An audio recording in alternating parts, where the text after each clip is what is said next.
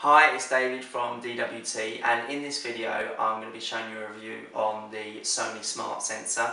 I've been using this now for the last couple of weeks in the new racket, which is the Wilson Burn. This sensor goes in the handle of the racket here. What's good about this is that you can apply the information using different rackets. So I could put this in this racket if I was practicing with this, and if I've got a special match racket that I use, I could put this in that racket as well, as long as it has the smart capability. Another thing that is good about it is that the technology, the information that it gives you is really good, and I'll be showing you that in the app later on. What I found that isn't great about this, or could be improved, is that it's quite fragile when it's at the bottom here. I feel like it could come out. Also, the fact that when I play with it, my hand goes over the handle just a little bit, and my hand feels like it's going to push against it, which doesn't feel great. Also, if you do drop this racket, it's very easy to damage this, and also it's not waterproof, so if you are playing out in the rain, that's not going to do it any good either. But apart from that, it has been really good, and I would recommend that you give it a go and use it. Thank you. So this is what the tennis sensor app looks like here. So I click on it, and I will be showing you the session on the 22nd of November. So I click on that. So it shows that I've played or hit 663 shots in the hour session. So if I have a look at the topspin forehand first, what information it gives me. So you see there the heat sensor, that I was hitting most of those balls in the centre, which was good. I did feel good that day with my forehand. On here is plus and minus, so obviously plus is topspin, minus is backspin. So mine was +5 average, which is about in the middle. This is information on my swing speed, so average there was 61 miles per hour. And here at the bottom was the ball speed, and my average ball speed was 56 miles an hour there. So now if I go back, I can have a look at the backhand slice. So you'll see here I hit 49 shots, and also there relatively in the middle, which was good. And as you can see, it's minus, not plus, because I'm hitting with backspin. If I go back, in this training session my backhand didn't feel quite great, and as you can see here, the heat sensor is slightly off, it's not quite in the middle. So I was impressed with that, because it didn't feel 100% on the day.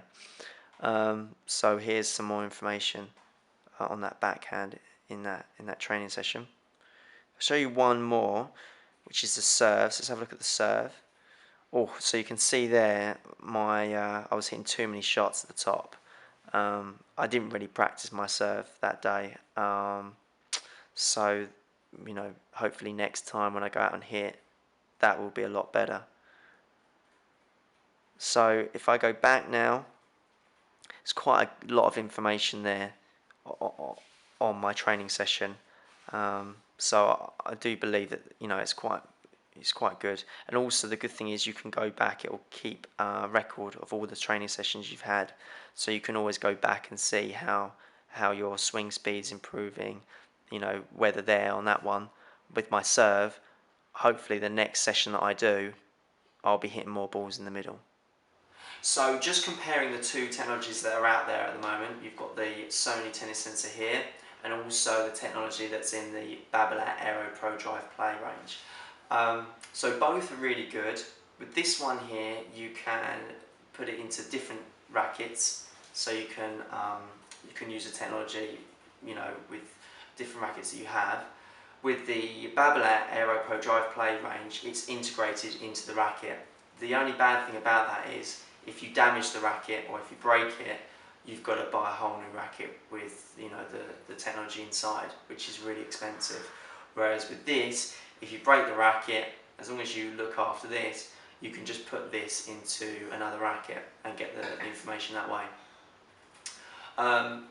Looking at them both, this one is £170 plus the racket, which the cheapest you're going to buy with the technology is about £100. So that's about 270.